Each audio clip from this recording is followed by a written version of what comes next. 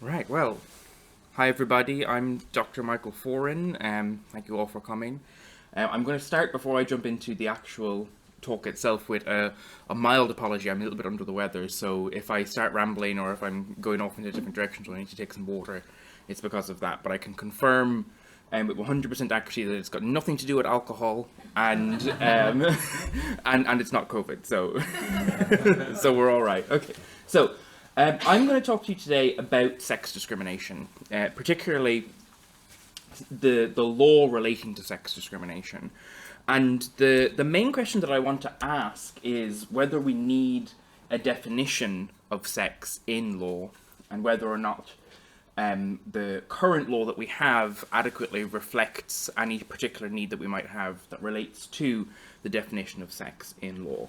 So that's the first main question we're going to ask, and then we're going to get into some interesting questions relating to how the law deals with sex.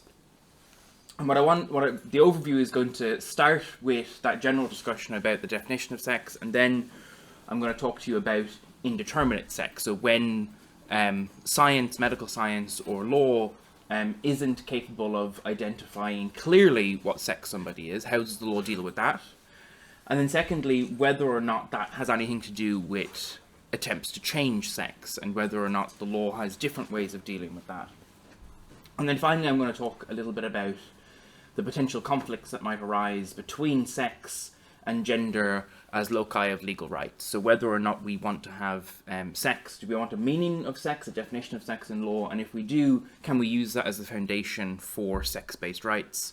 You hear a lot of people talking about how there are no such thing as sex-based rights in law, and I'm going to disabuse you all of that notion because there are sex-based rights in law. And then the question is whether or not gender-based rights are in any way in conflict with that.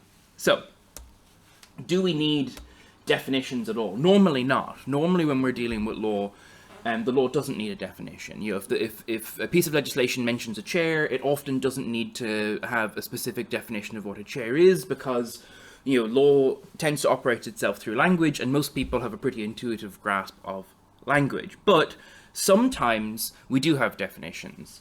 One thing to be aware of when it comes to definitions is that sometimes definitions themselves lead to confusion, and an overly rigid approach to legal interpretation can create problems. So the example I want to use here is a very classic example that comes in a lot of legal scholarship. Imagine there's a rule that says that no vehicles are allowed in the park, and we're attempting to interpret what does vehicle mean for the purpose of this rule.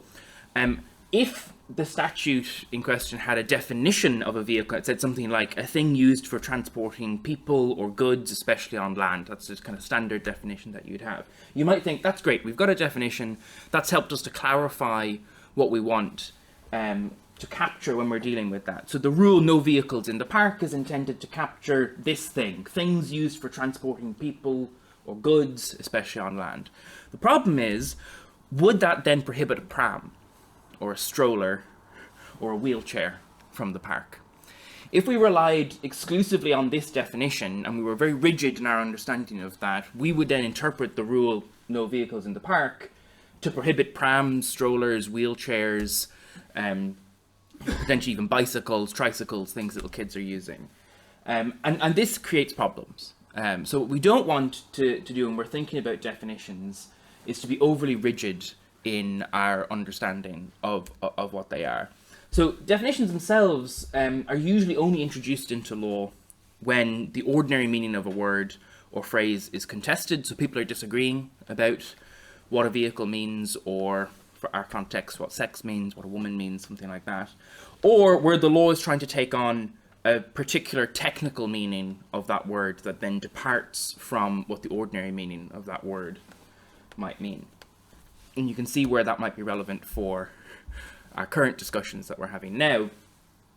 Because how do we define sex then? Does sex need its own distinct, separate meaning? Can we rely on the ordinary meaning that we have when we think about sex, or we think about words like woman or man?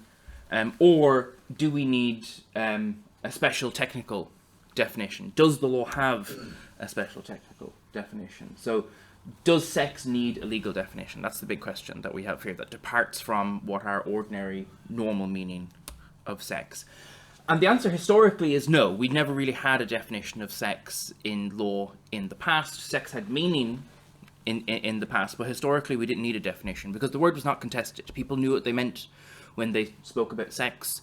People understood that when legislation or law prohibited women from getting the vote, we all knew what a woman was then. And so historically there wasn't a specific need for a definition. Sex once had a settled ordinary meaning that corresponded with what we might ourselves consider to be the ordinary normal meaning of that term, relating to something like, biology or something like that, if we wanted to bring in more precise words to describe this. But now, sex is contested. The meaning of that word is contested both at the level of ordinary meaning, so people are disagreeing about what that means at the level of ordinary political discourse, but also in terms of the technical meaning. The law now has adopted new definitions and new meanings of words like woman that depart from what was once a settled ordinary meaning, and that creates issues in terms of how we understand things like sex discrimination or the law relating to sex. So, big question we have to ask here is whether our current law, the Equality Act 2010, is that capturing the ordinary meaning of the word woman or the ordinary meaning of the word sex, or has it itself adopted a new definition? We know, and I'll get into some of the history of this, that other areas of the law in relation to things like the Gender Recognition Act have introduced new technical meaning. The big question that we're thinking about from the perspective of sex discrimination is whether the meaning of the word sex in the Equality Act, which is our law relating to discrimination, whether that has a special technical meaning or whether it takes on the ordinary meaning that we once originally had. So the definition of sex discrimination, or discrimination itself, is set out in section 13 of the Equality Act, and it says a person A discriminates against another B if, because of a protected characteristic, sex is a protected characteristic, A treats B less favourably than A treats or would treat others. So that's your classic definition of discrimination. The protected characteristic here is sex, and then we have to have a question of whether or not sex has a definition.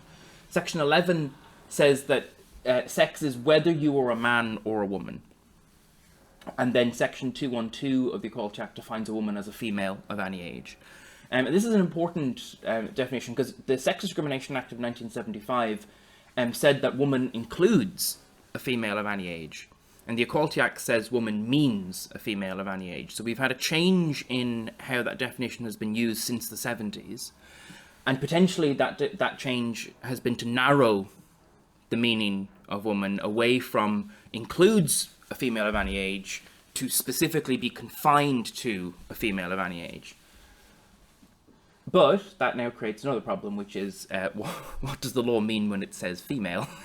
And so we have this kind of perpetual definitional stop that just keeps going. So what I want to do for the rest of this talk is walk us through how the law has historically dealt with these questions, and then walk us into ideas relating to how we might resolve this difficulty in terms of our thinking about the definition of sex for the purposes of the Equality Act, and what different definitions will mean in practice for things like women-only spaces, single-sex associations, clubs, schools, and also things relating to anti-discrimination rights on the basis of gender reassignment. So, first is indeterminate sex. This is one of the interesting ways that we'll be able to find out more about how the law deals with questions of sex, is when we deal with what we might call grey areas, or areas where things are not particularly clear. If any of you know your ancient sculptures, this is a slightly more censored version of a statue called Hermaphrodite. If you see the other side of this statue, you'll see somebody who has what we would now refer to as a DSD, a disorder of sexual development. And the reason why I chose that is because this is an ancient statue. We don't actually know who the sculptor of this statue is. We know that the mattress underneath it, I think, is Bernini, but beyond that, we don't know who actually made this statue. It's ancient. And this is important because when it comes to indeterminate sex, the laws always had to deal with this because people with differences in sexual development have existed for as long as humans have existed. And so where law distinguishes in ways that affect the rights and entitlements of people, there are going to be times when this boundary is tested. And although we have fewer instances of the law differentiating on the basis of sex now, it's pretty clear that the law had historically many, many more instances where it would differentiate on the basis of sex. If your sex determined whether you could own property, whether you could engage as a full citizen in your society, whether you could be sexually abused with no repercussions altogether, and then the law needs to have some way of distinguishing in cases where there is ambiguity. So where sex is contested, the law needs to have an answer if it's going to maintain these legal rules that it has on the basis of sex. And it did. In Roman law, canon law, and common law, so we can go right the way back to ancient Rome. This is thousands and thousands of years of our legal systems.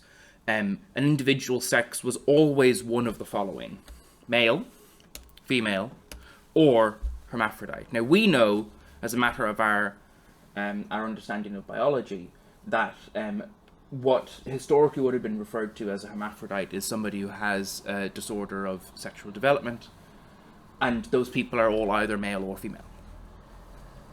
But at the time, you could understand, with a lack of the kind of modern scientific knowledge that we have now, people would have genuinely thought that this is a separate third category. Interestingly, though, the law didn't have three categories for how it treated people. In law, you could not be classed legally as neither sex. Hermaphrodites were not classed as hermaphrodites. They had to be classed as either male or female, because so much of the legal system that was built around differences in sex required you to be classed as one or the other. Too much law depended on what sex one was, so people with indeterminate sex would be classed as either male or female, depending on which secondary sex characteristics were more prominent. And this would include psychological characteristics, so if you behaved more masculinely or more femininely. The law had a way of dealing with this, which effectively said when you couldn't be classed cleanly or neatly as either male or female, we're just going to take our best guess at which one you're closer in resembling. And this was true as a part of Roman law, but also as a part of our historic common law. So this is Sir Edward Coke, one of the kind of preeminent theorists, judges, parliamentarians dealing with the common law. And he was said, and one of the things to be aware of here, of course, is that questions relating to what sex you are probably most important and came up most often in circumstances where you're dealing with inheritancy, when you're dealing with property, political engagement in terms of whether or not your testimony would be counted as the testimony of a man or a woman's, because a woman's testimony was worth less than a man's testimony, would have happened as well. But the most times when people went to court over this stuff, most of the time when people had to bring legal cases, was because money rided on it, a lot of money. And so Cook, describing laws in relation to inheritance, said every heir is either male or female or a hermaphrodite. That is both male and female. Again, we know that biologically that's incorrect, but legally this is how it was understood. And a hermaphrodite, which is also called androgynous, shall be heir either as male or female according to what kind of sex prevails. So this was the understanding that the law had when it dealt with people who had indeterminate sex. It said whichever sexual characteristics were more prominent, you were going to be classed as that sex. And the same thing was true in Scotland. Viscount Stair said a similar point. In fact, Scottish law was actually much worse for people with DSDs because it prevented people from being able to marry if they were born with a DSD. And this was true even in the common law. As late as 1979, a marriage was annulled because the individual in question had not married a man or a woman, but something in between, and that's just not capable of grounding a marriage. That's changed now, but as late as the 1970s, 1980s, we had laws dealing with people born with DSDs that treated them very, very differently. So people with DSDs have their own unique legal history, that's very different from the law relating to changed sex or trans people, and it can be important, I think, to be clear that the law dealt with these cases very differently, and people had very specific issues. And the most famous case of this, some of you will heard of Ewan Forbes Semple. Again, unsurprisingly, this legal case related to the aristocracy, inheritance, money, land, and titles, all of which were determined on the basis of sex. So Ewan was actually born Elizabeth Forbes Semple, the youngest daughter of a Scottish aristocrat, the Forbes Semples. Ewan, or Elizabeth, was raised as a girl for decades, presented as and was perceived to be a woman, even winning acclaim as a female Scottish country dancer, was very well regarded in the middle of the 20th century as one of the first prominent female doctors. But in 1952, after several years of taking exogenous testosterone, Ewan formally re-registered their birth as male and changed the name from Elizabeth to Ewan. Now that can only be done if the relevant authority, in this case a sheriff, was satisfied that there was an initial error on the birth certificate. So you can have an error corrected on your birth certificate if you can convince a relevant legal authority that your initial birth certificate contained an error. Ewan was able to convince the sheriff that the registration of, we could say, him as female was incorrect. And the justification for this was that Ewan was actually born intersex, and that the condition that Ewan had meant that his masculine traits only developed later in life after puberty. This is what Ewan was able to convince the sheriff of. Now, we know that there's been some historical work that's looked into this that's argued that Ewan was not intersex. Ewan was in fact a trans man. Now, if that's true, then the testicular tissue that the court examined when we got to this case didn't come from Ewan. As far as the law was concerned, this case is about indeterminate sex, not changed sex. Now, the consequence of Ewan being able to re-register as male is that he jumped to second in line to inherit all of the titles and the estate after his older brother. And this initially was, the facts of this just kind of passed without notice, really. There was a recording in the Times that Ewan had changed sex, but nobody really thought much of it until Ewan's elder brother died. And no surviving heirs were left, which meant that Ewan was now in line to inherit the entire estate. That included the baronetcy and a large portion of land, which was based on the first male heir. The Times reported that heir to have been Ewan, once a woman.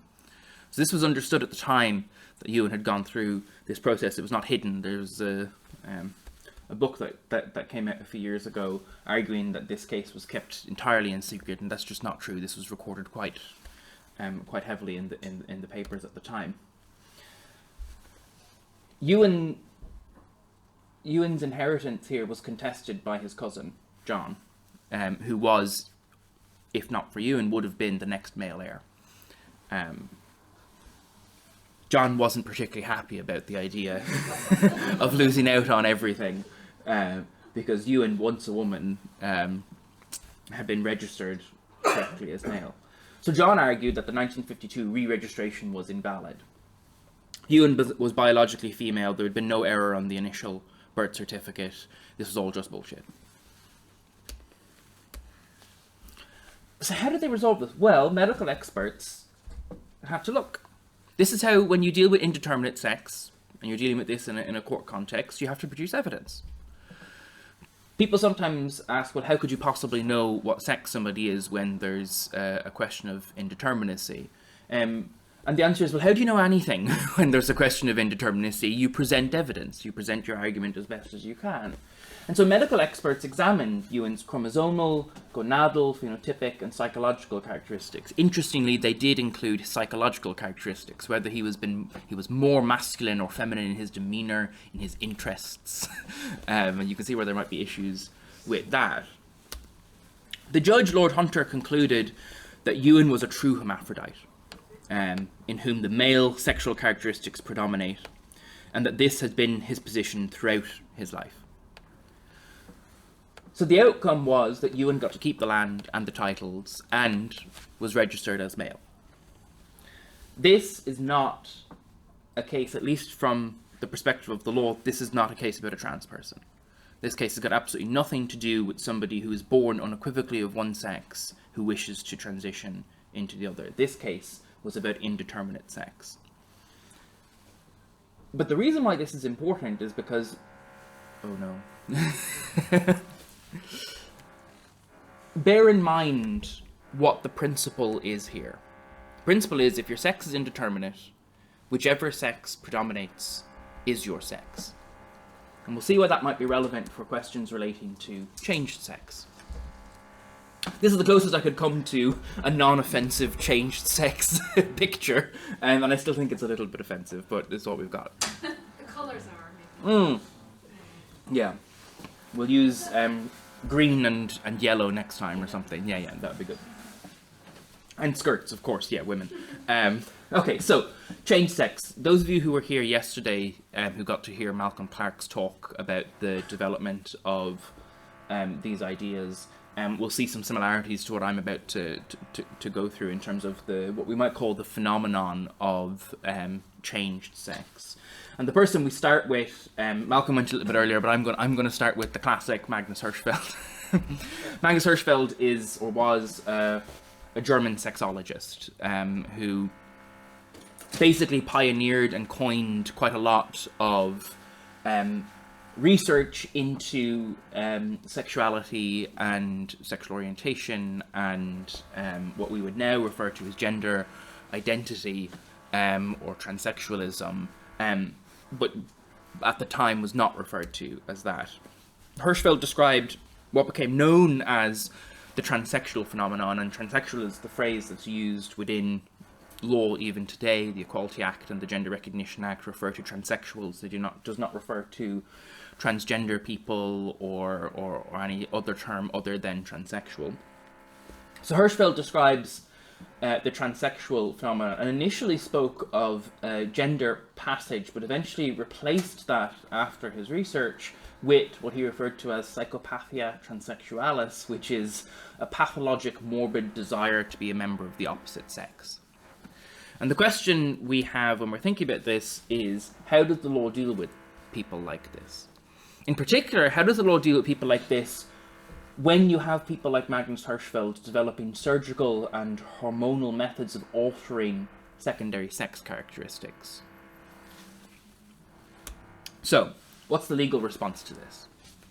The first thing that the legal response that's important to regulate is that one of the things that Hirschfeld was able to do was to convince people that what we might describe as the transsexual phenomenon is not an example of a deviant sexual orientation, but in fact is related to something like what he refers to as a pathologic, morbid desire to be a member of the opposite sex. And so one of the consequences of that is a shift in legal regulation via the civil law rather than the criminal law. People stopped considering this to be something that was an aspect of public deviance, and instead saw this as what at the time, and I think up until very recently, was considered to be a mental disorder that people had, and warranted people warranted being treated with compassion because of the psychological distress that this caused for people. We've now moved into a different era where identity is taking on a much more prominent scope within the kind of cultural zeitgeist around this phenomenon. But one of the other things that's really important is that the surgical and hormonal intervention complicated the law. Because the law on indeterminate sex said, if your sex is indeterminate, we take which is the most prominent. Now, if you can artificially alter what sex is the most prominent, because you can modify your secondary sex characteristics via surgery or hormones, then the question of how the law deals with that, does it use the same rules of indeterminate sex or does it develop new ones, is one of the prominent questions that comes to the fore. So in 1857, I think that should be 1957, please forgive me for that. In 1957, a 50-year-old male who displayed markedly feminine traits, having undergone the kinds of interventions that we're thinking about here, hormonal and surgical interventions, petitioned a sheriff court to correct what was perceived to be an error on his birth certificate, re-registering him as female. The argument effectively was, I've gone through the surgery, or I've gone through these hormones. Now, hadn't actually made the argument that that because they've gone through these medical interventions that made their sex indeterminate. The argument was just, I've always looked like this, I've always had these differences, and there needs to be a re-registration of my birth certificate to reflect this, just as what happened in the case of Ewan Forbes Semple. But the court concluded, after looking at the evidence, which again is what courts do, that the doctors were careful to stress that this was not a case of hermaphroditism. It's a genuine case of what at the time was considered to be a very rare condition of transsexualism. It is, however, stated that the skin and blood tests still show that X's basic sex is male, and so the petition was denied. This was not a case of indeterminate sex. This was an attempt to effectively flub the system. The system did not have concrete legal rules about changing sex, and so people were trying to rely on arguments about indeterminate sex, and they were trying to use those as the back door into changing their legal sex, or what their sex would legally be recognised. And this came to a head in the now famous case of Corbett and Corbett. So, for those of you who are unfamiliar, this case happened in 1971, where the English High Court had to consider whether someone could change sex in law by virtue of having sufficiently radical surgery. So, this case concerns the validity of the marriage between April Ashley, a model, and Arthur Corbett, another aristocrat. I think he was a baron as well. There's a lot of aristocrats end up in these cases. I'm not entirely sure why, but there we are. In terms of the background here, Arthur Corbett was, before he met April Ashley, was married and had, I think, 3 children. He was what we would describe now as a transvestite. He cross-dressed for erotic purposes, and that was how he came to learn of April Ashley, because he would meet with other erotic cross-dressers as a part of kind of a sub-community of men who engaged in this.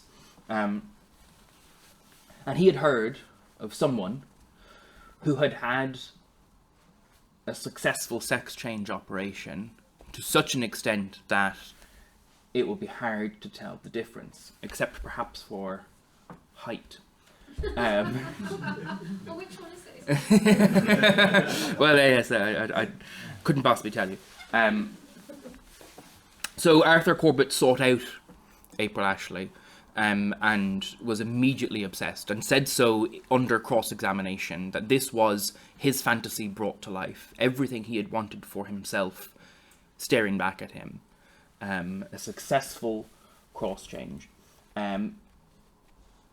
So obsessed was he that he brought April, his new mistress, to meet his family, his wife and kids, repeatedly. Unsurprisingly, that marriage broke down. And eventually, Arthur convinced April to marry him. And 2 weeks later, April left because he was a nut job. Yeah. And they never saw each other again until April decided she'd quite like some maintenance payments. So about 2 years later, she reached out to Arthur and said, technically we're married. I'd like some money, please. At which point he petitioned a court to annul the marriage, saying that this wasn't a valid marriage because April is male, two men cannot get married, and this was not a valid marriage. Very important, because an annulment means that Arthur is not on the hook for any payment. If this was a divorce, Arthur would have to pay quite a lot of money. Sorry, can I ask you? So how did April, who was obviously born a man, so I'm a bit aware of the case, how did they manage to get married in the 70s? Had they been able to successfully change their birth certificate or their legal identity? So what April had done, April and Arthur were married in, I think, Montenegro. So they weren't married in the UK. Okay. April had gone through the operations in Casablanca. There was one guy who did these operations. April also had a national insurance card that stated that she was female. So this was, she'd petitioned the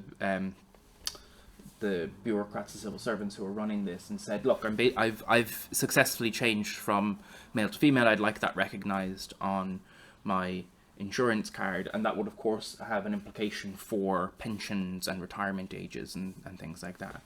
And the court addressed this in the case itself. But the main question, I suppose, would be that you probably don't have to present your birth certificate in order to get married.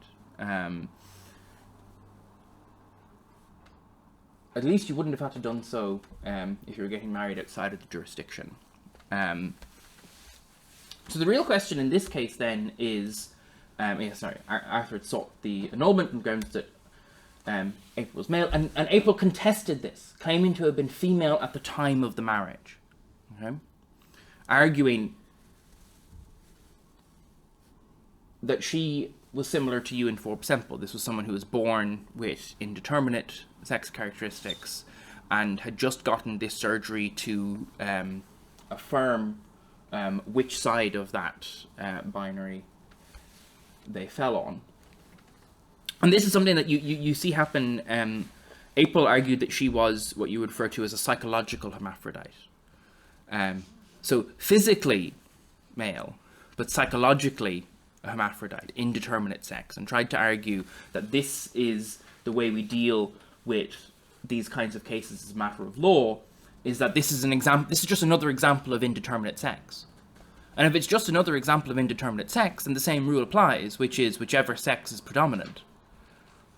And so if you've gone through radical surgery, one of those sexes is going to be more dominant than the other.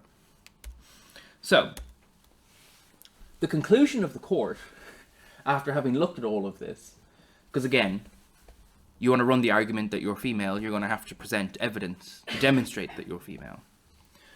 So the court, after having looked at the medical evidence, concluded that April had XY chromosomes and was therefore of the male chromosomal sex, had testicles prior to the operation and was therefore of the male gonadal sex, had male external genitalia without evidence of female sex organs, and therefore was of the male genital sex, and was psychologically a transsexual. And so the conclusion from the court was that medical intervention did not render someone intersex. April was biologically male. And that was the position in law. It's still the position in common law, but it's changed as a result of European law and legislation. So we'll get into the developments of that. But in the absence of legislation or European law, this is the position as a matter of common law, that radical surgery does not alter your sex. And so the conclusion from Lord Ormrod was, it's common ground between all of the medical witnesses that the biological, sexual constitution of an individual is fixed at birth, at the latest, and cannot be changed. April's operation, therefore, cannot affect her true sex. And like I say, that was the position in common law, and it's still the position in common law. But developments have occurred since then. So at the European level, we've seen case law both at the level of the European Court of Human Rights and under European Union law that have argued that there needs to be some recognition for people's changed sex. And the case law that developed from this initially basically said that once you've gone through your surgeries, then there's an open question of whether or not you have a right to be recognised in the opposite sex. The UK courts basically said up until an important legislative change, basically said, if you've gone through your surgeries and the "and" part there is important. It's not just having gone through surgery, but if you've gone through surgery and you are, for all practical purposes, indistinguishable from a member of the opposite sex, the law will treat you as if you are of the opposite sex. Now, what could possibly be meant by "for all practical purposes indistinguishable," that was left slightly open. But that's less relevant now, because that development of case law was swept away with the Gender Recognition Act. Gender Recognition Act 2004 introduced a new legislative method for people to change their sex. And what it said in section 9(1) was that if you had a full gender recognition certificate, your gender becomes for all purposes the acquired gender, so that if the acquired gender is the male gender, the person's sex becomes that of a man. And if it's the female gender, the person's sex becomes that of a woman. And we often see people argue around the "for all purposes" section here. What people tend not to see is that 2 sections down, section 9(3), says that subsection 1 is subject to the provisions made by this Act or any other enactment or subordinate legislation. So it's not a "for all purposes" argument. "For all purposes" is quite misleading, actually, because it's for all purposes except where it's not. And that's great for lawyers. That gives us lots of time and money that we can earn. Although I'm an academic, I don't earn any money from this. But it's not good for anybody else who's trying to deal with figuring out what the law actually means here, because that's quite confusing. Now, some of the other provisions in this Act, in the Gender Recognition Act, include, unsurprisingly, getting one of these certificates does not change your inheritancy if you are a lord. You, as an aristocrat, if you are born male and you have, you're set to inherit a title, getting a gender recognition certificate stating that you're a woman does not lose you the title. And if you're born female, getting the gender, you can't do a uniform sample, basically. You're not allowed to jump up the line of inheritancy for titles. Just one of the quirks of going through the British constitutional system, you got to go through the House of Commons and the House of Lords. And the House of Lords, full of aristocrats, tends to want to safeguard their interests. So some of the provisions made in the Act itself also include things like sex-specific crimes. So if there's a specific crime that can only be committed by a male, having gone through a Gender Recognition Act certification process does not mean that you are not capable of committing those crimes. So there are provisions already in the Gender Recognition Act that make it clear. But the real question that we have to think about is whether the Gender Recognition Act modifies the operation of the Equality Act. So whether the Equality Act is covered by 9(1) or 9(3). So are the definitions that were set out at the start of this presentation about sex, meaning whether you're a man or a woman, and a woman being a female of any age, does that constitute provision made by another enactment to clarify what the definition of sex means? Or is that captured in the "for all purposes" claim? That is something we don't have a clear legal answer on right now. But what I'm going to do for the rest of this presentation is walk us through some of the considerations that might need to be taken into account to resolve that question. So, sex discrimination itself, again, returning to that definition that we have, a person A discriminates against another B if, because of sex, A treats B less favourably than A treats or would treat others. The protected characteristic of sex is defined as whether you're a man or woman, and a woman means a female of any age. The gender reassignment discrimination states that a person has the protected characteristic of gender reassignment if the person is proposing to undergo, is undergoing, or has undergone a process or part of a process for the purposes of reassigning the person's sex, but changing physiological or other attributes of sex. So what that means is, as a part of our law, somebody doing what April Ashley was doing can't be fired from their job for proposing to undergo a sex change. They can't be fired because they want to present themselves as the opposite sex. They can't be denied service because of that reason. But one of the important questions we have to think about this here, have I repeated? Yes, okay. So some things to be aware of when we're thinking about the gender reassignment characteristic is that being protected under gender reassignment does not change your sex. This is unequivocally true. Okay, we know as a matter of our domestic law that just because you're protected under gender reassignment, that does not mean that you have changed sex. Because gender reassignment covers you even if you're just proposing to undergo. You don't have to have gone through any kind of medical procedures. You don't have to have gone through anything in the way of even what you might refer to as a social transition now, where you present yourself as the opposite sex. You're protected under gender reassignment, even if all you're doing is telling people that you might go through that. So it's pretty clear, and we've got case law that I'll discuss a little bit later on, that being protected under gender reassignment does not change your sex. It does not entitle you to use single-sex services of the opposite sex. This we also know to be true as a matter of our domestic law.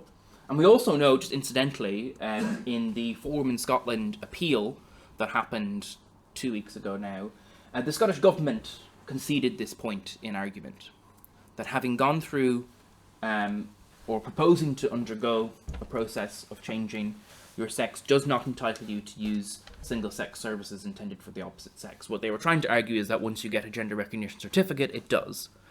But in so doing, they conceded this point. So what it does do is it protects you from being fired, denied service, or otherwise treated less favourably than other people of your sex who do not have the protected characteristic of gender reassignment.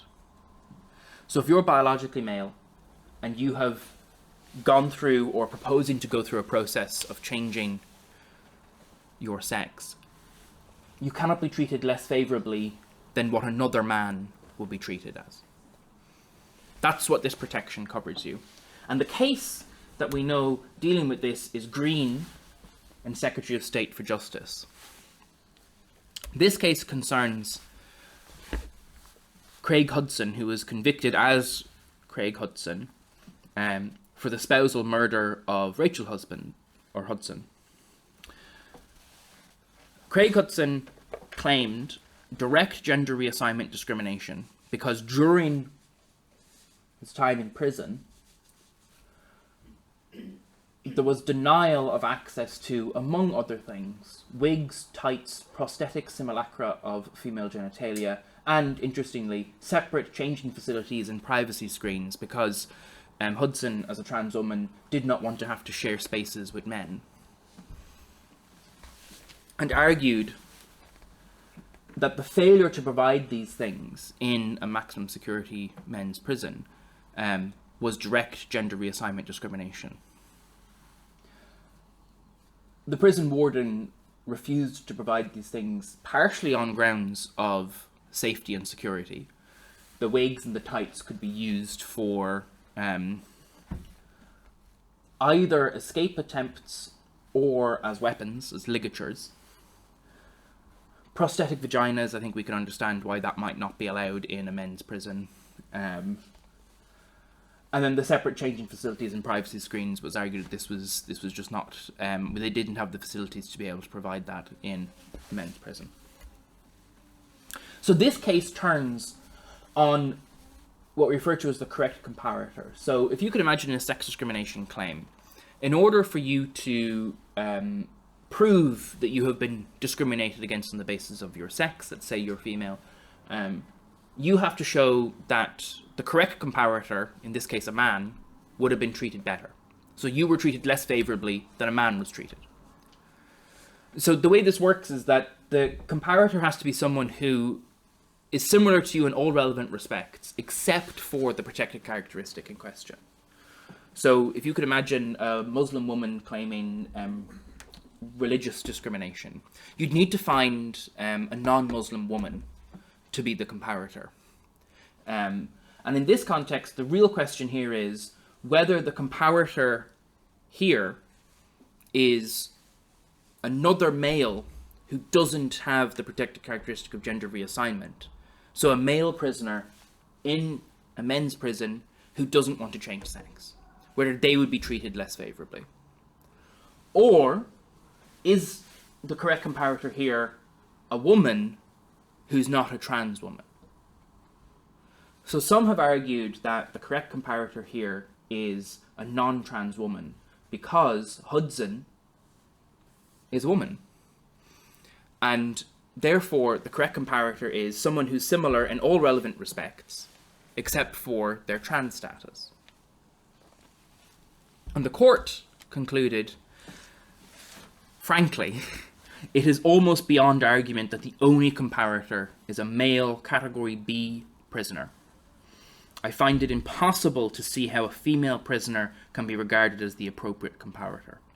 The claimant is a man seeking to become a woman, but he is still of the male gender and a male prisoner. So the law is very clear on this.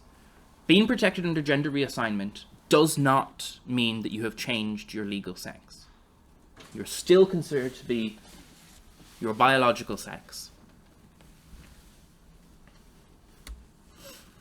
So, does getting a gender recognition certificate change that? That's our big question. That's what we don't know. Everything else is pretty settled. So our big question here is whether the definition of sex and the definition of woman, as set out in the Equality Act, engages Section 9.3 of the Gender Recognition Act. Section 9.3 saying that the for all purposes provision is subject to the provision made in this act or any other act. Another way of framing this question is whether the definition of sex and woman constitutes provision made such that it limits the broader for all purposes provision in the Gender Recognition Act. And this we don't have a clear answer on. But some of the things I think we should be taking into account when we're trying to interpret that question is firstly what we'll call textual consideration. So what do the words of the relevant statutes say? Secondly, purposive considerations. What is the law trying to do with the Equality Act and with the Gender Recognition Act? Thirdly is the effect that this might have on sex-based rights. And fourthly, the effect that this might have on the rights of trans people. So let's start with our textual consideration. Some of you may be familiar with Foran in Scotland. They've brought multiple cases at this point against the Scottish Government, trying to parse out precisely what the law means here. Their first case relating to guidance that was given about the definition of a woman for the purposes of a Scottish bill relating to the representation of women on company boards. The Scottish Government tried to argue that a woman is anybody who says they're a woman. And this argument was rejected. In the process of rejecting that argument, Lady Dorian concluded that an exception which allows the Scottish Parliament to take steps relating to the inclusion of women as having a protected characteristic of sex is limited to allowing provision to be made in respect of a female of any age. So going back to that definition of woman set out in the Equality Act. Crucially, she also concluded that provisions in favour of women in this context, by definition, exclude those who are biologically male. So that seems to give us some sense that the Equality Act, at least according to Lady Dorian in Foran in Scotland, 1, intends sex to reference the ordinary meaning of sex, rather than a technical meaning as adopted by the Gender Recognition Act. Unfortunately, it's not quite as clear as that because we have other case law. Again, another Forum in Scotland case, this time from Lady Haldane in Forum in Scotland 2, where Haldane said that the word biological does not appear in the definition of sex in the Equality Act, and for that reason, it should not be inserted there. The default should be Section 9(1) of the Gender Recognition Act. For all purposes, sex has changed.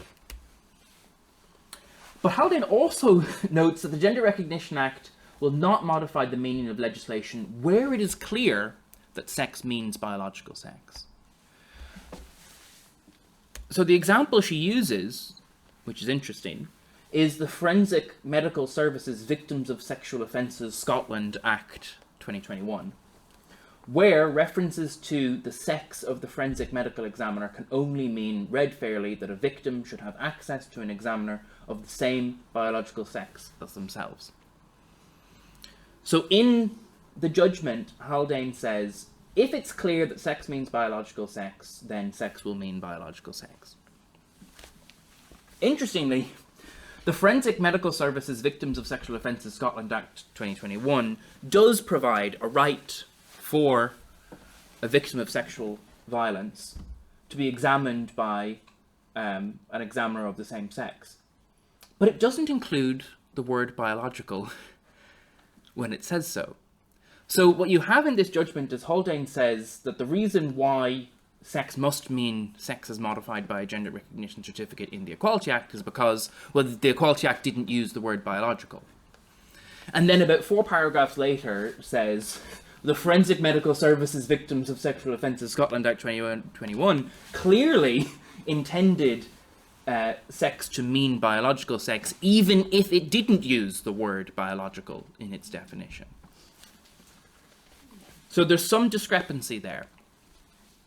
And I would argue that your test here is correct. The Gender Recognition Act will not modify the meaning of legislation where it is clear that sex means biological sex.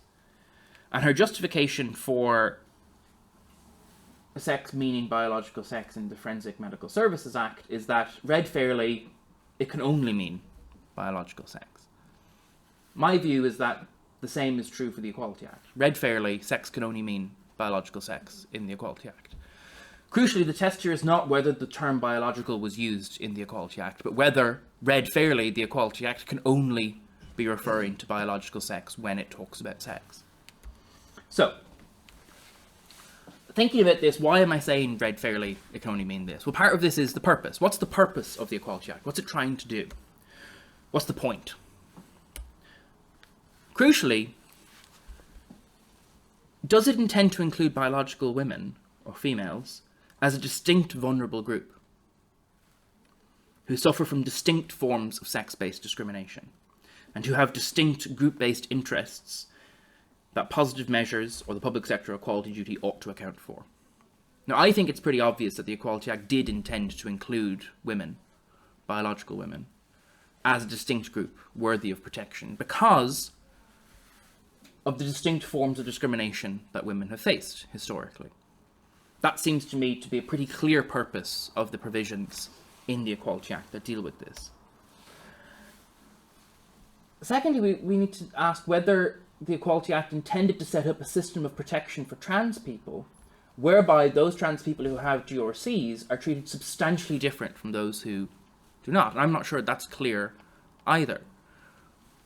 So I think there are 2 purposes that we can think about here. Both of them are indicating, in my view anyway, that sex, read fairly, can only mean biological sex in the Equality Act. So, thinking about the sex-based rights themselves as they exist in the Equality Act, here are some examples. Schedule 3 exceptions to the general rule that you can't discriminate on the basis of sex. So the general rule is you're not allowed to differentiate on the basis of sex. You can't treat people less favourably in the provision of services unless you have an exception. And here's one of the exceptions, okay? A person does not contravene the rule against discrimination in the provision of services in providing a service only to persons of one sex if any of a list of conditions is satisfied. And we're going to deal with some of the specific ones here that I think are relevant. The first one is that the service is provided for or is likely to be used by two or more people at the same time, and circumstances is such that a person of one sex might reasonably object to the presence of a person of the opposite sex. So what that's, I would hazard a guess, what that's trying to capture effectively is when you have services such as changing rooms, or toilets, or domestic violence shelters. Although less likely that because you're not going to be, well, you use two or more people at the same time, yeah. And in that context, the question is whether you would reasonably object to someone of the opposite sex. Now, if sex means sex as modified by a gender recognition certificate, it's hard to imagine people objecting on the basis of the piece of paper you have. I just can't imagine somebody saying, I'd be perfectly fine with you being in this space if only you had that piece of paper. The objection that people have when they're sharing intimate spaces is not to the certificate that the person has, it's to their biological sex. So I think you can only read this provision if sex means biological sex. That's the only fair reading. But what's more, I think an even more compelling claim is the condition that there's likely to be physical contact between a person, A, to whom the service is being provided, and another person, B, and A might reasonably object if B were not of the same sex as A. Sorry, that's a typo. Now again, I just can't see how you could look at that and think it's the certificate that's doing the work here. The reasonable objection here of the other person not being of the same sex has to be of the same biological sex. That's what's envisaged by these provisions. I just cannot read these provisions any other way. Another textual consideration dealing with the Equality Act is pregnancy discrimination. So, this is a picture of Freddie McConnell, who is a trans man who, I think in 2018, after having gone through sex reassignment surgeries, stopped taking testosterone, exogenous testosterone, in order to become pregnant and to birth a child. Freddie McConnell has a gender recognition certificate. Freddie McConnell is, according to the Gender Recognition Act, a man. Yeah, so we've got that. Here's our problem. Section 17(2) of the Equality Act, which sets out protection from pregnancy discrimination, only refers to women. A woman who becomes pregnant, if they treat her unfavorably because of a pregnancy of hers. Now, if sex in the Equality Act is modified by gender recognition certificates, you could fire Freddie for being pregnant. And Freddie would have no legal protections, because the Equality Act only protects women who become pregnant. And it seems to me pretty clear that the Equality Act is intending to protect biological women who become pregnant, not legal women who become pregnant. It's not intending to exclude people like Freddie from the protection of pregnancy discrimination. So the main question here is whether a gender recognition certificate should make the difference. Should those who get a gender recognition certificate change their sexual orientation in the eyes of the law? Does Freddie McConnell move from being, let's say hypothetically, a homosexual woman into being a heterosexual man? Bearing in mind that this will have implications for how we define sexual orientation discrimination itself, because I don't have it here, but sexual orientation discrimination only occurs if you are within one of three possible groups. You are oriented towards persons of the same sex, persons of the opposite sex, or either persons of the same or the opposite sex. Now, question. Who here is oriented towards certificates? Because if same sex means same legal sex, then it's the certificate that's doing the work. Now, even if you were to say it's possible for someone to be oriented towards, someone who is physically looks male, the point is that many trans people who, let's say trans men who look physically male, there are going to be many of those who look male who don't have gender recognition certificates, and so who are unequivocally female. Which means even if you were to say, it's based on appearance rather than actual biological sex, that won't work within the Equality Act, because the Equality Act will only do this on the basis of either your biological sex or certificates. It doesn't do it based on appearance. It doesn't do it based on how you've presented yourself. It's either gender recognition certificate or it's biological sex. Those are your options. So, should female to male trans people lose sex-based protections? Should they be excluded from provisions designed to advance the position of women in society? Should they be denied protection from pregnancy discrimination? I don't think so. And I don't think the Equality Act intended that either. So those are some of the considerations to take into account when considering how we're supposed to define sex in law.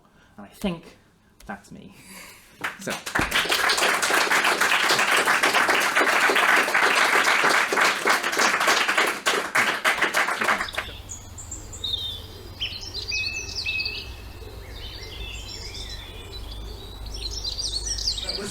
That was super, thank you. My mind feels slightly boggled. Yes, sorry. You told me to talk for an hour. So. But I mean, you kind of broke it down quite clearly, I thought, but still, my mind is just, how does this work in practice? But it's really interesting to see the sort of, I like the point that you're making about being attracted to the certificate, because it's kind of what does this actually mean? And I think, especially sort of taking away people's rights based on a bit of paper and all those kind of intricacies. It's really, you kind of broke it down as much for me that I can understand as much of it as possible. Yeah, I mean, one of the things that I think people miss when they're thinking about these kinds of questions is that the presumption seems to always be from the perspective of trans women who want access to women-only spaces. And the argument is that if sex means biological sex in the Equality Act, then they will lose a right of access to those spaces. Now, lose is an interesting claim there, because the question is whether they had that right in the first place, really. But another just observation to make about that is that it's very rarely is the position of the biological female considered. Because if sex means certificated sex, then trans men lose a lot of protections. This is not, the question is not, do you want to just strip rights away from trans people? Because trans people's rights fall on opposite sides of this. If sex means biological sex, then trans men who are biologically female will retain pregnancy discrimination protection, protection from sex-based discrimination, and inclusion within provisions designed to advance the position of women in society. So it's not a simple question of does the law here side with the group that we will call trans people, or does it side with the group that we will call women? Because those groups cut across each other when it comes to the position of trans men. Yeah. Something that popped into my head as I was watching you there, and this is quite a niche one, but in the definition in the Equality Act for gender reassignment discrimination, the very end of it uses the phrase physiological or other aspects of sex, and I just suddenly thought that's very odd, because that would imply non-physiological aspects of sex, which could mean, I suppose, hormonal, but also could be taken to mean psychological or even identity-based stuff. So I was curious if you've been aware of anyone trying to advance legal arguments pointing at that. Well, yeah, so, I mean, the first point to make is that very few legal arguments have been advanced on the basis of this. Now, part of this is because the actual population of trans people is tiny. and the population of trans people who are willing to bring legal cases is even smaller. So we don't have much. There's also, I mean, a cynical argument is to say that there's been a concerted effort to keep this out of the courts, because courts will have to address these questions very precisely.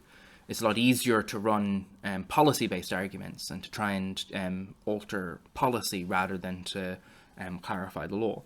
But that is a cynical argument, and I don't want to be cynical.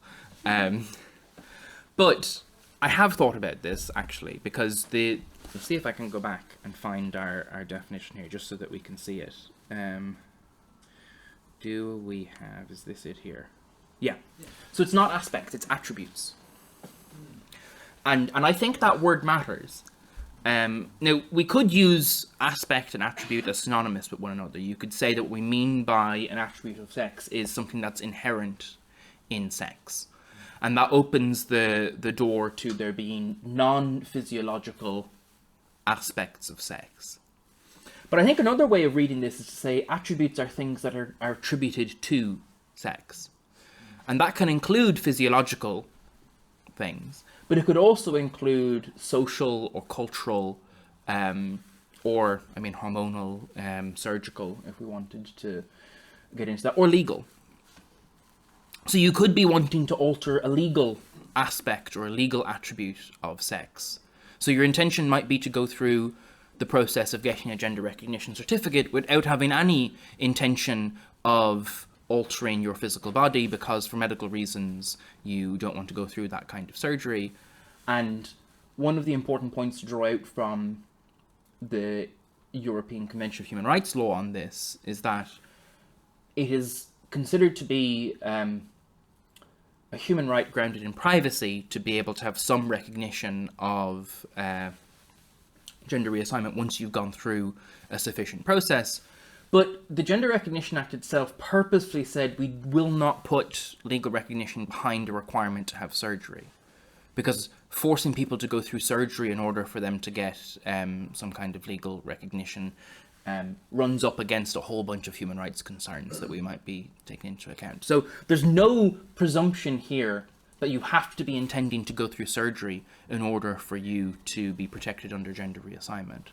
But yeah, I think if we meant attributes of sex to mean inherent aspects as opposed to cultural or social or other attributes of sex, then you could point to this definition and say, look, the Equality Act says that sex is more than just physiological. I think you can read this in such a way that doesn't lead to that conclusion. And I think it's because things can be attributed to sex that are not necessarily physiological, and I think that can include legal.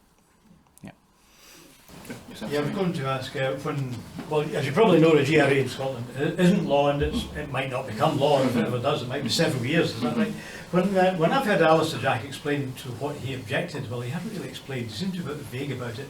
He seemed to think in some way this might contradict the 2010 Act, but he didn't say which sections. It's possible that he doesn't know.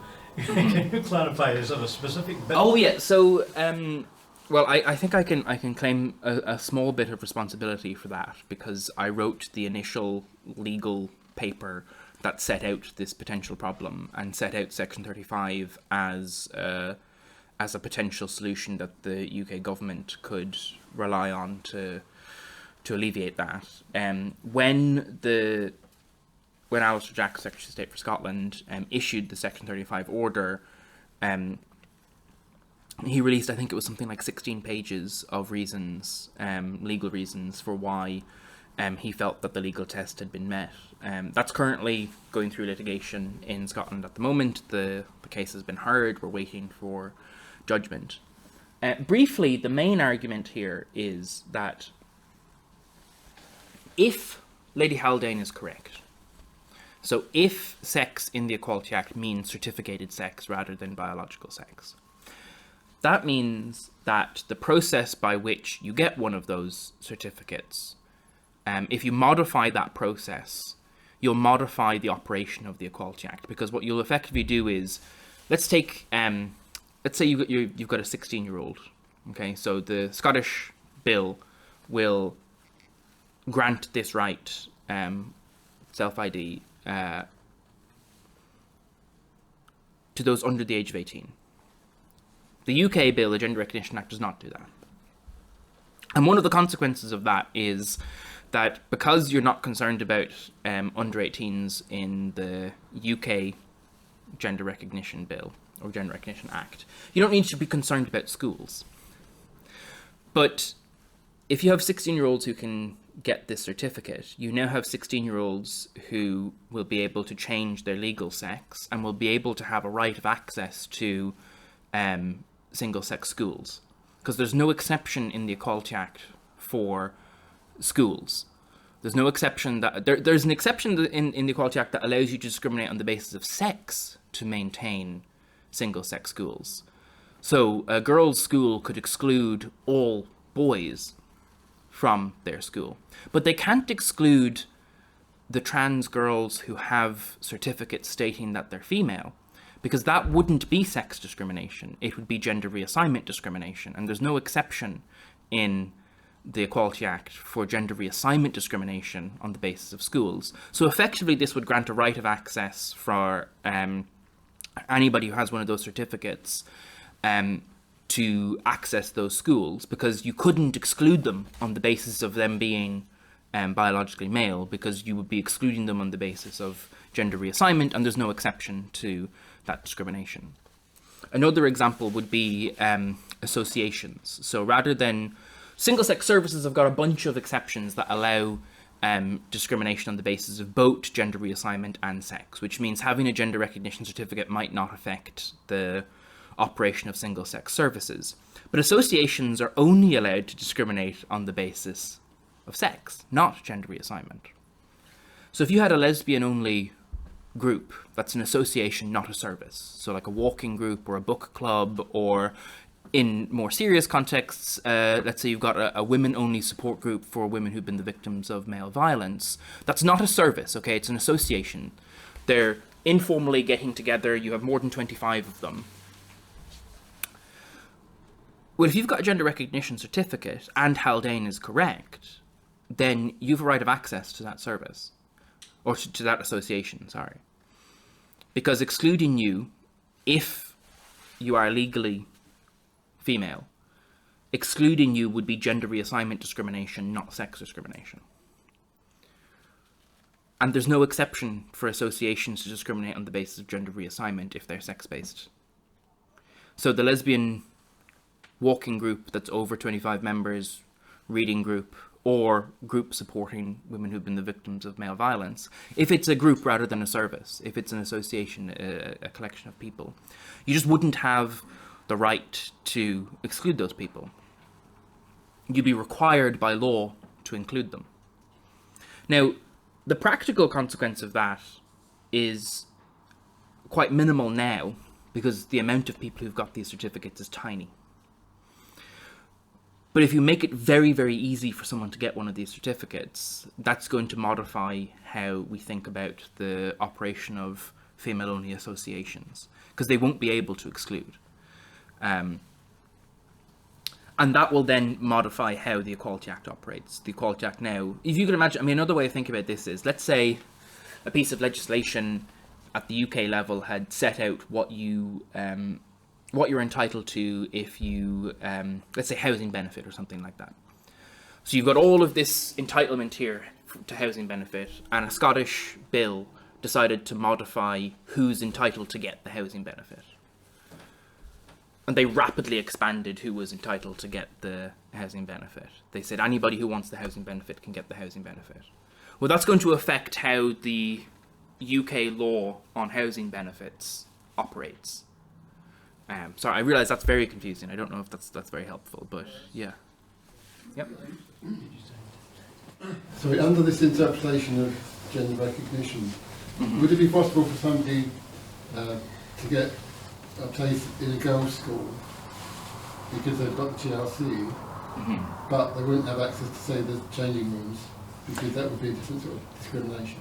Yeah. The only problem would be that there would be no other changing rooms, because it's a girls only school, so all the changing rooms will be, unless the school was able to make specific provision for that. But yes, so the changing rooms and the toilets are services, and so the school could, if they wanted, exclude. And in fact, the requirement for schools is that they have, where they have males and females, they have to have separate toilet provision.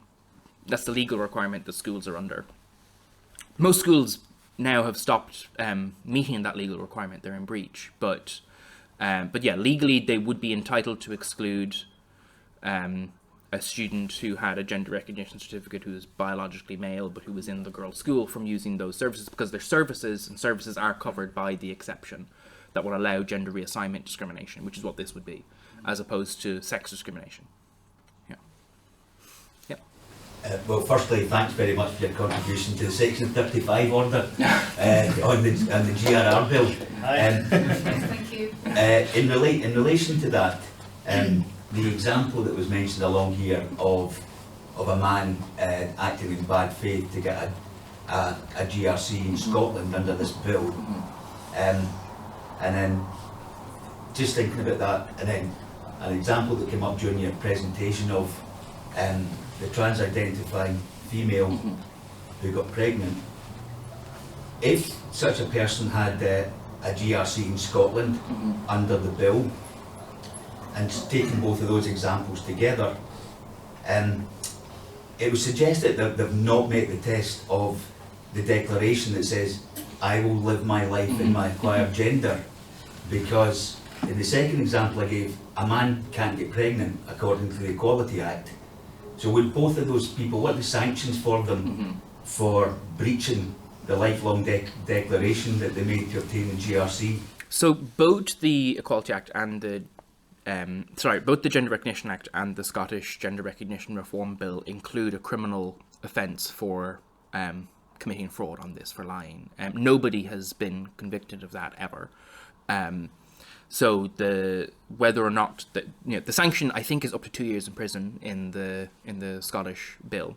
But interestingly, that argument you ran about the trans man becoming pregnant, indicating that they had not intended to live as a man, that's exactly the argument that the Scottish government's lawyers ran in the Forum in Scotland appeal that was heard by the Court of Session 2 weeks ago. So Aidan O'Neill, who represented Forum in Scotland, argued that effectively the Freddie McConnell example said that the Equality Act clearly intended Freddie McConnell to be protected under pregnancy discrimination, and that has implications for how we read and understand the definition of sex in the Equality Act.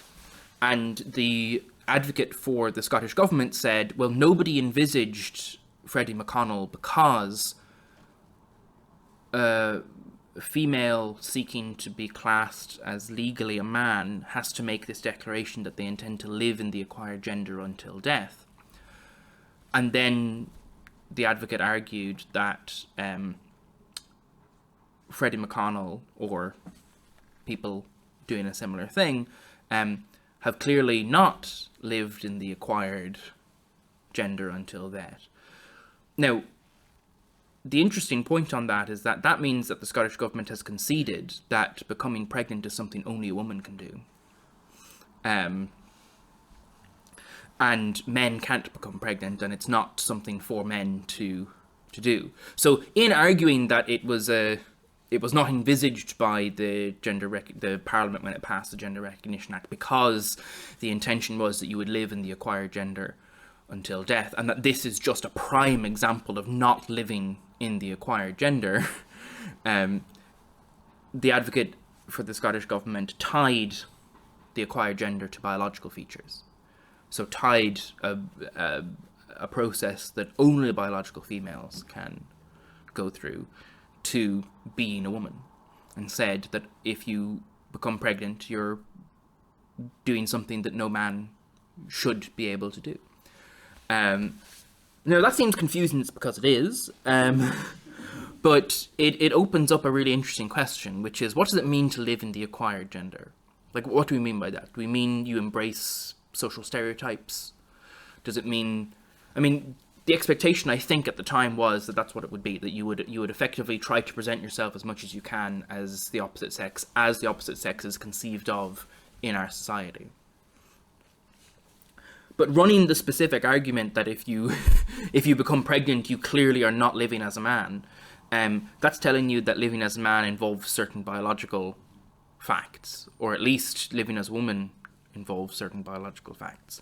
One of the most female things you can do, according to the advocate for the Scottish government, is to become pregnant, which again ties pregnancy to being a woman and to being female, which presupposes a biological definition of female and male, as opposed to a social definition or a stereotype-based definition. So yeah. Thank you. On that though, because we've been sort of like talking quite a lot about, you know, technological advances and stuff like that, and I'm aware that people are sort of like transplanting uteruses into men and stuff like that.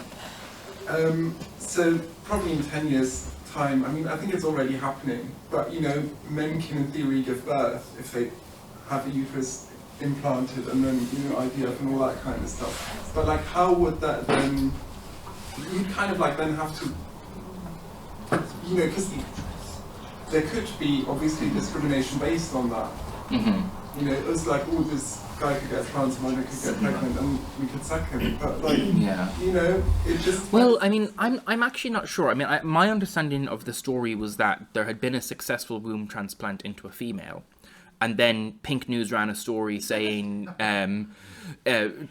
transplants for trans women is only a few years away, and so turned the story that was about a successful womb transplant into a female into a story about how this could affirm the gender identity of trans women. Now, I'm not a medical scientist, I'm not a biologist. My guess would be that that's probably a lot more complicated than people think it is.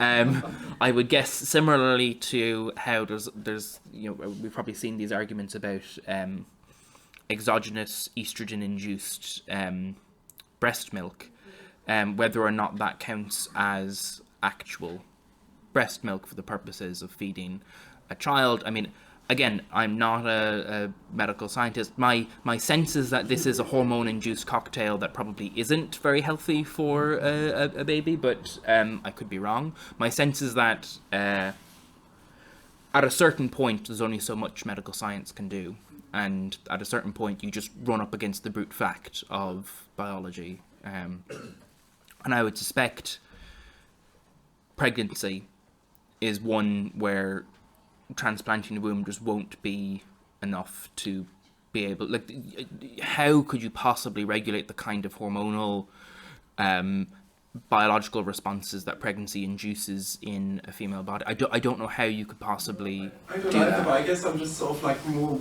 generally wondering about like how sort of scientific advantages might sort of like undermine some of the things that are now quite clearly so segregated. You know, like you were saying, sort of like about this breast milk cocktail, which I think you're right, it's just, you know, but again, like, you know, there will be places where women can go to breastfeed their babies, and, you know, these men, whatever it is they do, because I don't really know, I've seen a few of these but, you know, they could, in theory, you know, kind of like get access to those spaces as well. Well, I mean, there are parallels. I mean, look at the, you know, if we rolled the clock back 100 years, people just didn't think it would be possible for you to be able to modify your secondary sex characteristics with surgeries and hormones. And now it's very clear that you can do that, and I think you can do that more successfully in some cases than in others. But yeah, the law had to respond to that in some way. We saw how the law responded to that in relation to these kind of arguments about indeterminate sex versus changed sex.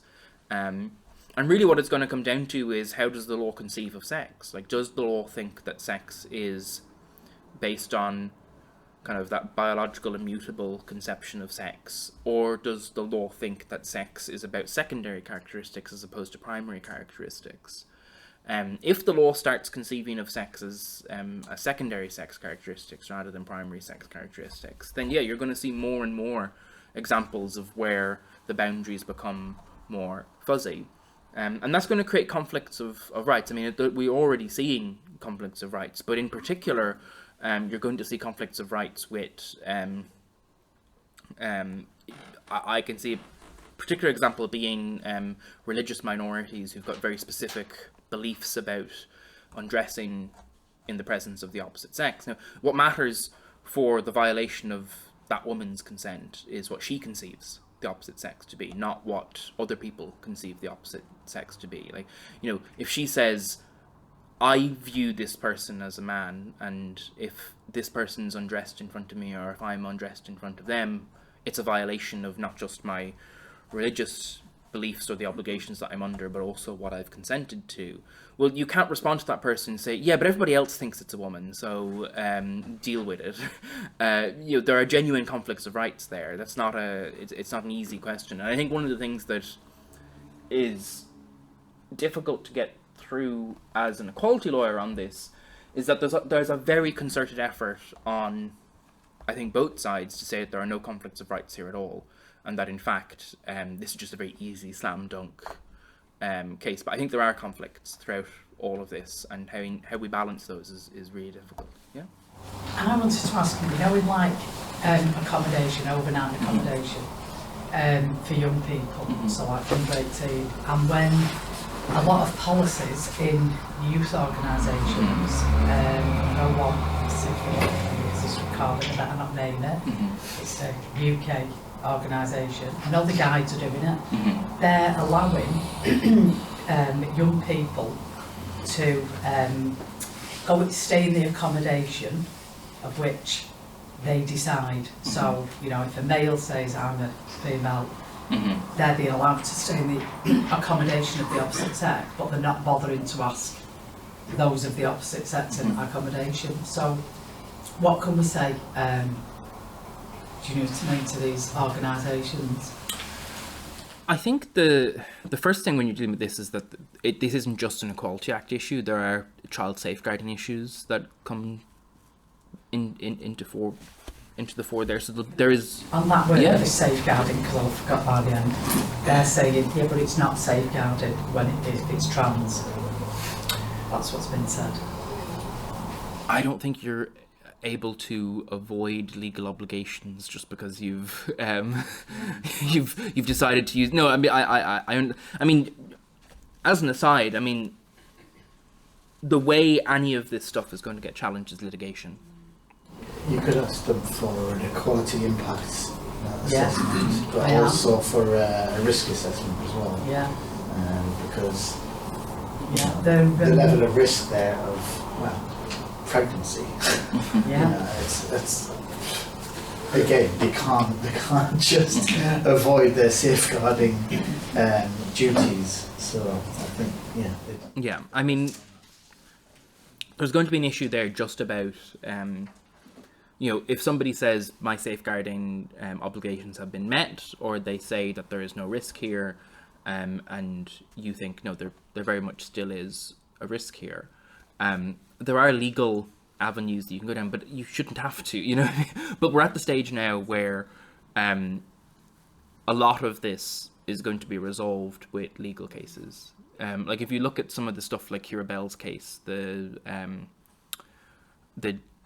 medical malpractice suits are going to be one of the few things that are going to get people to think more seriously about how to meet these obligations. Sorry, sir. Is it the case that it would still be up to the institution to decide whether to apply the English sex exemption, even if all the women in that place objected to the man coming in, it would still be up to the institution? Yeah, so formally speaking, the single-sex exceptions that are set out in kind of Schedule 3 of the Equality Act are permissive, not mandatory. So formally speaking, you're allowed to, but you're not required to. But things get more complicated because choices as to whether or not to use a single-sex exception are policy choices. And those choices can be challenged on the basis that they're indirectly discriminatory. So there's currently litigation happening in Brighton at the moment where a woman has said that the policy choice of Brighton and Hove Council not to rely on any of these exceptions in relation to rape crisis shelters is indirectly discriminatory against women, and I think in particular women who've been the victims of male violence. So her argument will be that you have a freedom to choose to use the exceptions, but if you make a policy choice to never use them, so if you say, we have no rape crisis shelter here that relies on these exceptions, that choice is going to put women at a particular disadvantage, particularly a subset of women. So you could run the argument, and I think we will see, again, litigation is going to tell us whether or not that argument is successful, that the failure to use these exceptions itself gives rise to equality-based discrimination claims. And the basic argument is that your choice not to use the exception puts women at a disadvantage, and that's not justified. Your choice maybe not to use the exception once or twice, maybe you can justify that, but to never use the exception such that there is no... The reason why this woman is suing is because she's been the victim of sexual violence, and there is no rape crisis shelter in the entirety of Brighton that offers women-only service. And her claim is not that you should never be able to provide a trans-inclusive service, but you should be able to have at least one female-only service for her. And the choice not to provide that for her is indirectly discriminatory, is the claim that she's going to run.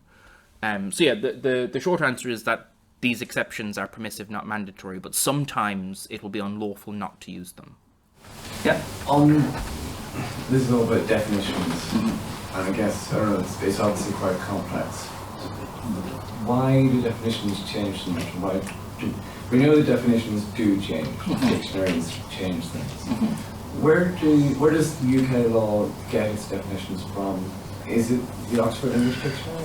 And then, is that not? No. So, and then, well, is it one place? And then can the definition be changed at that place? So I think the best way to explain this is to say that, in fact, definitions is not our starting point. The starting point is actually what you might call meaning. So what does the word mean? And that will either take on its ordinary meaning, which might involve looking at a dictionary, but often when you're dealing with legislation, you're looking at what does it mean in the context of this statute, which means what you're looking at here is what does it mean with reference to the purpose that the statute is trying to achieve, the background considerations that we have, all of that. So there's no place that you'll go and find definitions. What you will find is that a lot of statutes have definition sections.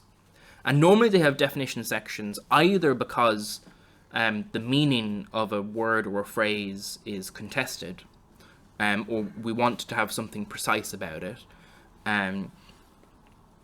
because people disagree and it's good for us to have that definition, or because the law seeks to take on a technical definition of what the word means rather than just the ordinary definition of what the term means. And so examples of like technical definitions, I mean, sex has now taken on a technical definition in the Gender Recognition Act because sex in the Gender Recognition Act doesn't correspond with its ordinary meaning. It corresponds with this new technical meaning, which is your sex is your biological sex unless you have a certificate saying that your sex is the opposite of your biological sex. That's a technical meaning of sex. So when the Gender Recognition Act says that a person's sex becomes that of the acquired gender, that's a technical meaning. It's taken on this kind of new sense. And you find that meaning in the Act itself, in the provision. But really, I mean, legal interpretation, interpreting statute, that's the thing that, again, makes lawyers a lot of money, because there isn't just a set book that you go to. You don't just look up the dictionary. And part of that's because interpreting law requires you to think about things beyond just what the word might mean in ordinary language. It'll include what does the word mean as a matter of law. So a good example of this will be to say, you know, if there's a piece of legislation that says, you know, when you enter into a contract with somebody, and it won't have a big long definition of what a contract means. We just know that a contract is what law recognizes as a contract. And then you have this whole bunch of case law that tells you what is a contract, what's a valid contract, what's an invalid contract, what are the necessary and sufficient conditions for you to have a contract. That won't be in the statute. You have to go and find the law on that, which is why lawyers make money. So when different definitions do change, I guess within the cultural zeitgeist, when so is that taken into consideration? So part of that comes down to, like, you'll see this, I mean, a good example of this is, in the American context, Second Amendment, where it says, a well-regulated militia being necessary for a democratic society, the right to keep and bear arms shall not be infringed.